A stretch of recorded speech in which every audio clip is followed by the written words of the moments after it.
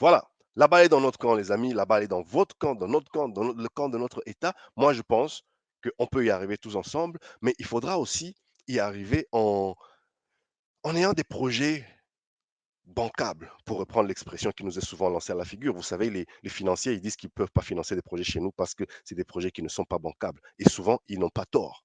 Donc, on peut, et moi, j'en appelle à tous mes compatriotes parce que je vois même dans mon réseau ici, il y a des personnes qui se présentent comme, qui ont fait quelques études là-dessus, experts en finances vertes, experts en financement durable et tout ça. C'est des disciplines relativement nouvelles, hein, qu'on ne se le cache pas.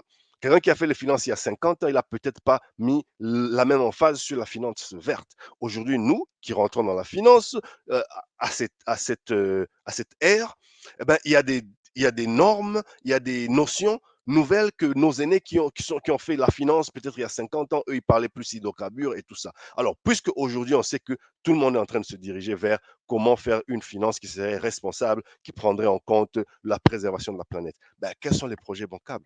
Dites-moi, est-ce que vous en connaissez? Enfin, évidemment que vous en connaissez, mais comment on peut s'y prendre pour avoir des projets bancables en Afrique? C'est quoi le potentiel? On sait tous, c'est l'hydroélectrique, c'est l'éolien, c'est dans la transition énergétique avec tous les minerais, les terres rares, les minerais stratégiques, les minéraux qui sortent de chez nous. Comment on fait pour créer une chaîne euh, de valeur? Comment on fait pour, on va dire, autonomiser nos populations locales et finalement se retrouver économiquement, vous et moi? Voyez-vous? Parce que il faut qu'on arrive à leur ôter le principe que nos projets ne sont pas bancables. Qu'on arrive à sortir de ce cercle vicieux, un peu ce serpent qui se mord la queue, où on dit vos projets ne sont pas bancables, mais à la fin, on ne nous aide pas à rendre nos projets bancables. Donc, il faut qu'on travaille ensemble. Mais pour qu'on travaille ensemble, il faut que déjà nous, Congolais, on mette notre plus belle robe. Que nous, Congolais, on mette à l'avant-plan nos capacités, nos ressources, nos intelligences. Moi, j'ai ma petite idée sur le sujet. Je parle plus de la transformation numérique. Eh ben, ça fait partie des choses qui vont contribuer à verdir, si vous voulez, l'environnement des affaires. Voyez-vous? Et non seulement verdir, mais faire que les technologies arrivent à pénétrer jusque dans nos villages, dans nos coins un peu plus ruraux qui auparavant n'avaient jamais eu cette chance-là. Par exemple, à travers le projet des 145 jours, qui est en train, le programme des 145 territoires, pardon, 145 jours, 100 jours, ça c'est autre chose, pardon. Lapsus révélateur. 145 territoires. Eh bien, voilà, il y a des projets qui commencent à prendre forme dans le sens d'autonomiser les populations locales et partageons là-dessus. Je veux vous entendre. Dites-moi en commentaire, qu'est-ce que vous pensez que la RDC peut présenter concrètement au niveau des startups? Est-ce que vous pensez que c'est faisable ou vous pensez que tout ça c'est du blabla et que franchement, ça ne peut pas être faisable? Et si ça ne peut pas être faisable, qu'est-ce qu'il faut qu'on fasse ensemble pour que ça évolue, pour que les lignes bougent? Parce que notre État, lui, il a besoin de nos idées pour qu'ils ficellent tout ça et qu'ensemble, on rentre vers le secteur privé, ceux qui peuvent avoir, mettre les mains sur des gros financements qui pourront faire bouger les lignes. Est-ce que c'est le lobbying? Est-ce que les projets sont là, mais ils ne sont pas visibles? Parlons-en. C'est à quelle porte qu'il faut aller frapper?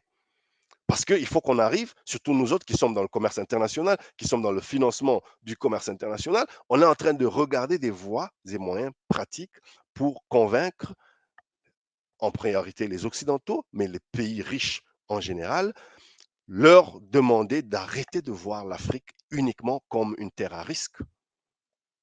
Comment on met en valeur notre jeunesse? Comment on met en valeur notre, le potentiel énorme de notre pays? Voilà, donnez-nous des outils, travaillons ensemble pour qu'ensemble on ait un narratif africain que l'on va soumettre à notre gouvernement et que l'on va mener nous-mêmes en tant que privés pour qu'il y ait une certaine synergie publique-privée et que l'on fasse venir des projets chez nous. Parce qu'il ne suffit pas de dire qu'on est riche, on est riche en potentiel.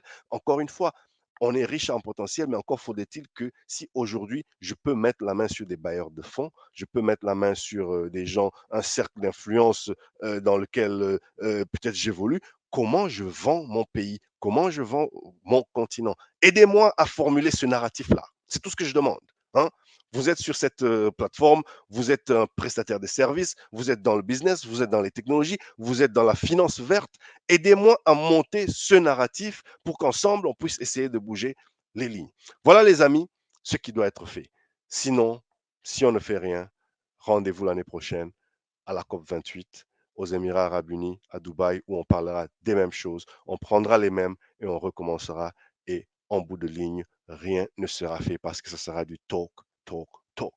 Est-ce qu'on peut, à l'occasion de cette COP27, pendant que tout le monde a l'attention dessus, commencer, y compris sur cette plateforme, à avoir des idées qui peuvent être audibles, d'accord, pour que quand il viendra le moment de la COP28, on puisse regarder, waouh, regarder les efforts, regarder le progrès qu'on a fait entre la COP27 et la COP28. D'accord. Pour les efforts diplomatiques, eh ben, ce sont des responsabilités régaliennes, responsabilités étatiques, et il y a des négociateurs compétents qui représentent nos pays respectifs.